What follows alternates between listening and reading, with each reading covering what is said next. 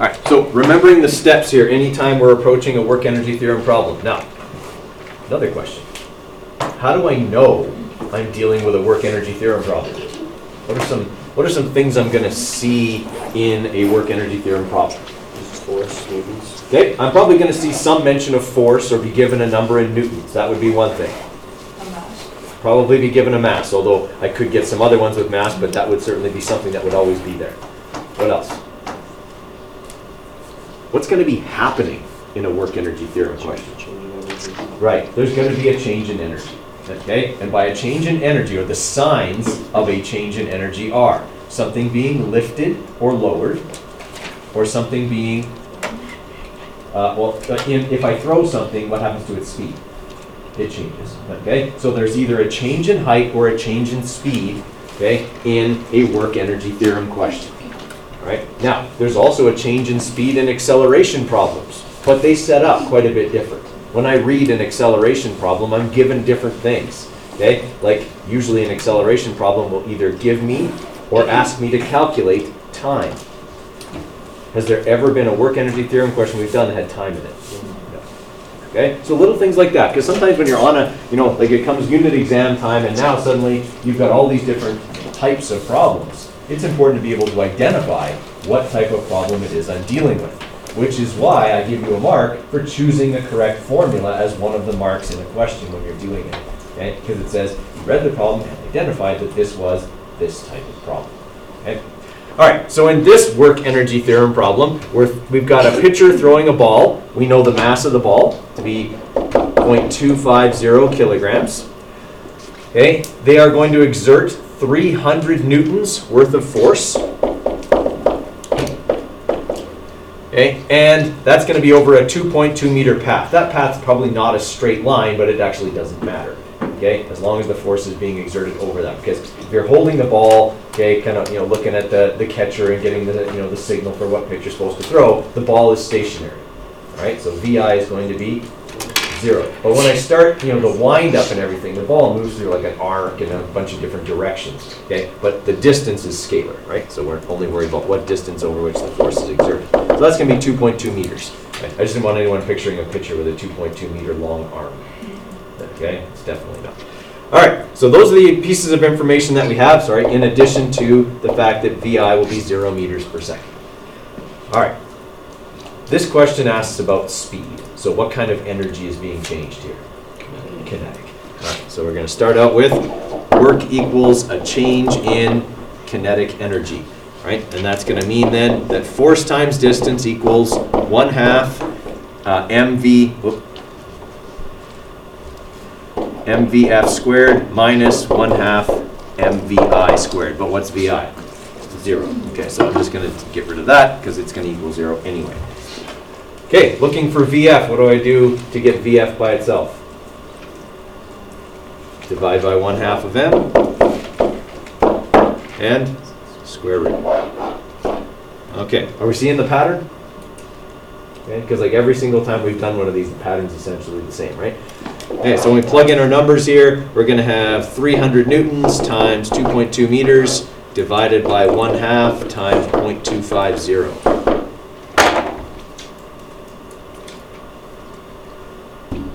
Okay, so we got 300 times 2.2, okay, divided by 0.125. That's half of 250. Okay, so that is squared, so I have to square root it. 72, actually we only have two significant figures here, so it should be 73 meters per second. All right, everybody okay with that one? Now, can they get a little more involved than this? Yeah, okay. It's not always going to be the case where VI or HI, if it's a potential energy question, is 0. Okay, you're going to get some where that's not 0. Right? It just adds an extra step. You're just going to have to move one of the energies across to the other side before you do anything else. Like in this question, where VI is not 0, nor is VF. Okay? So we got a car that applies its brakes with a force of 10,000 newtons. So this is just like the drive through the playground example I went over and ranted about. Okay, slows from 20 meters per second to 6 meters per second. The car's mass is 1,700 kilograms. How far did it travel?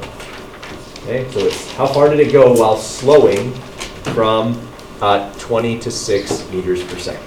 Right, give you a few minutes on that one.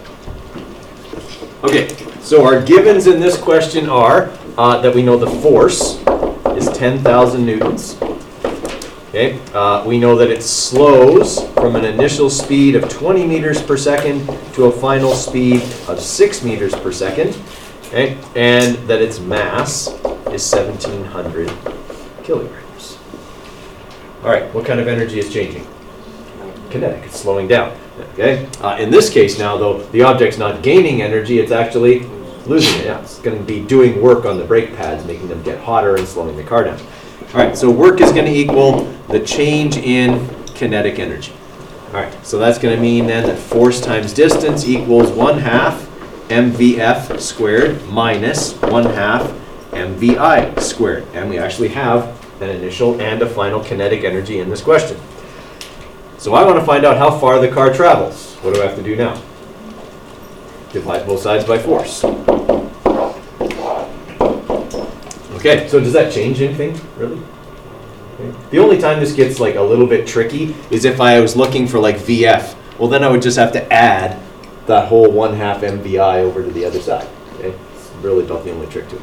All right, in this case though, I'm dividing by F and looking for D. So when I plug in my numbers, okay, I'm going to have 1/2 times 1,700 times 6 squared minus 1/2 times 1,700 times 20 squared divided by 10,000.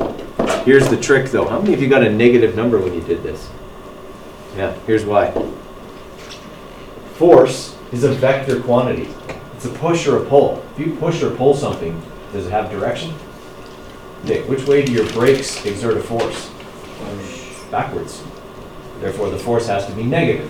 Because it's not like you actually went backwards as a result of doing this. If you get a negative number like negative 30.9, that means you went backwards 13.9 meters by slamming on the brakes. Last time I checked, that's not what happens when you slam on the brakes. Okay?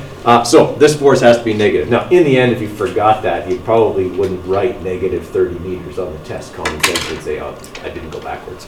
Okay?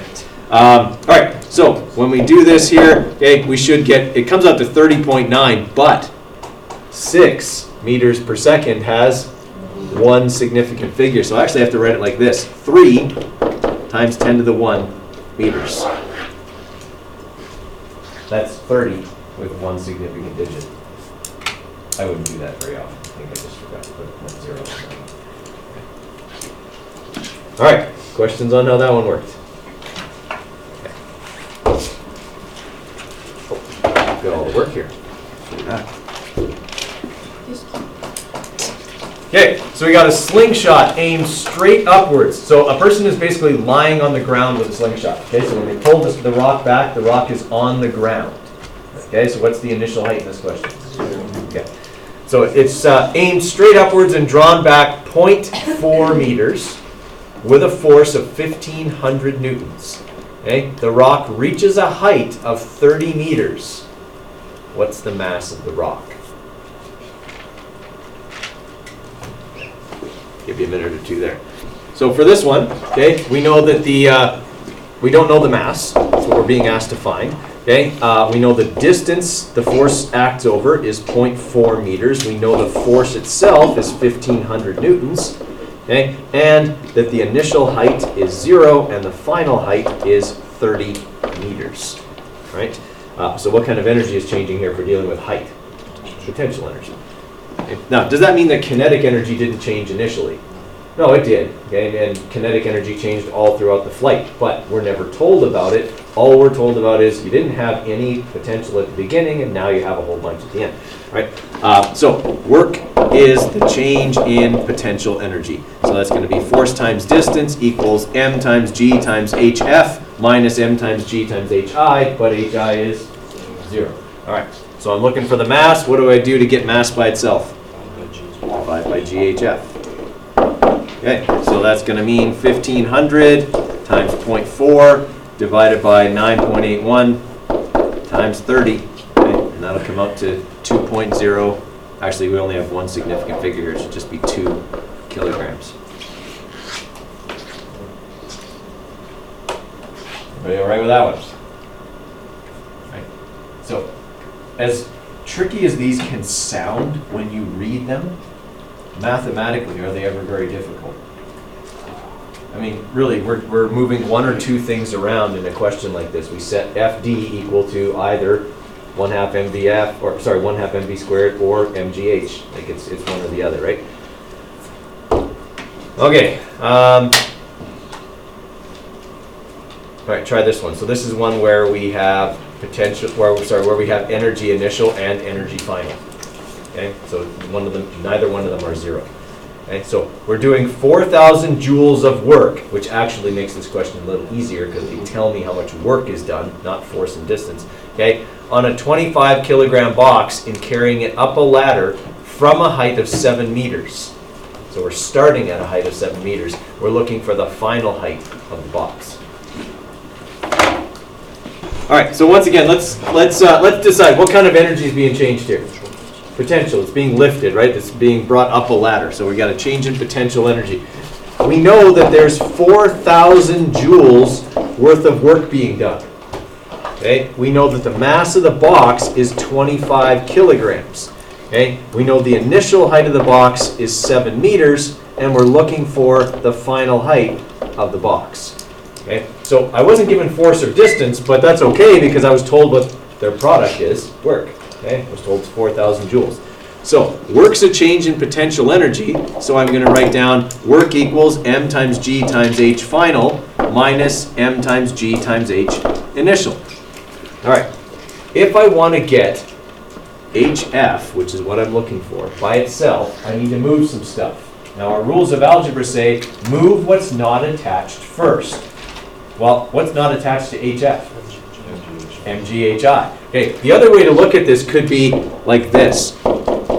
EP final minus EP initial. Okay, what I'm looking for is part of this. So I would move this whole thing over to this side by adding. All right, so I'm going to have the change in energy, the work, plus the initial energy, and that should give me the final energy. Okay, does that sort of make sense intuitively? Right?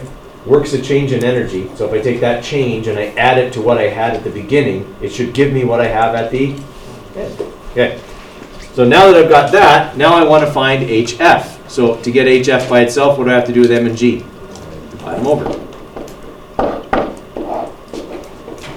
All right, so now I've got my formula. Now I just need to plug in my numbers here. So we're going to have 4,000 joules, okay, plus 25 times 9.81 times 7 divided by 9.81 times 25. Okay, so 4,000 plus 25 times 9.81 times 7, okay, divided by 9.81 times 25. I have to put that in brackets, otherwise it'll do order of operations and not work out. Okay, so we only have one significant digit again because they keep doing that. So we'd be looking at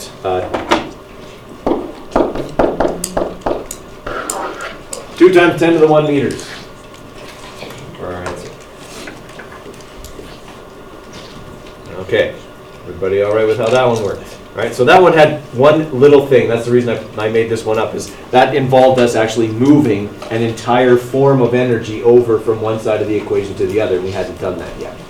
Okay, so now we've seen how that looks, okay, if we have to do it. All right, we got time for a couple more here. Okay, so let's try this one here with this spring-loaded car. Okay, so we have a toy car that uses a spring to propel it along a level floor. The spring is compressed 0.23 meters, and the cart increases in speed from 1.2 meters per second to 3.1 meters per second. The cart has a mass of 650 grams. What force is needed? What does your mass need to be in for these? Kilograms. How many grams in a kilogram? 1,000. Kilo always means 1,000. Okay.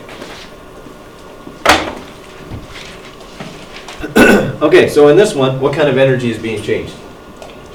The kinetic, right? It's increasing its speed. All right, so what we know is we know mass, 0.650 kilograms. Okay, we know the initial speed, 1.2 meters per second. We know the final speed, 3.1 meters per second. Okay, and we're looking for the force if we know the distance the spring is compressed is 0.23 meters. All right, so that's the information we have. Okay, work is going to equal our change in kinetic energy.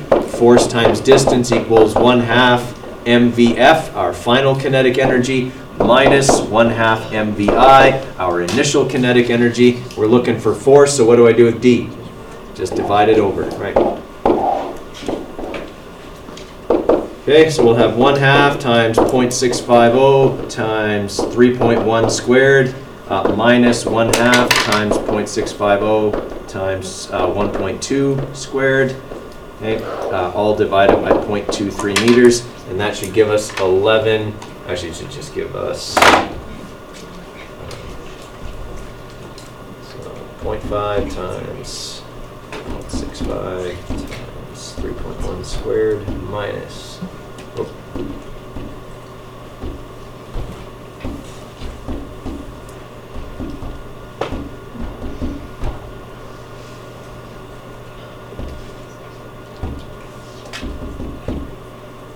All right, so we're looking at 12 because we have two significant figures here. So 12 newtons, and should be our final answer for this one. Okay? So, are these as intimidating as when we first started? Still? Okay. What's the first one I got right? Okay, so now they're not as intimidating because now you got just that one. Just that one. But that's actually one of the harder ones, so that's good. Okay. All right. The key here, guys, is that when you read the question, you have to understand what the question is telling you. Okay, it tells a story, and the story is either telling about a change in potential or a change in kinetic energy.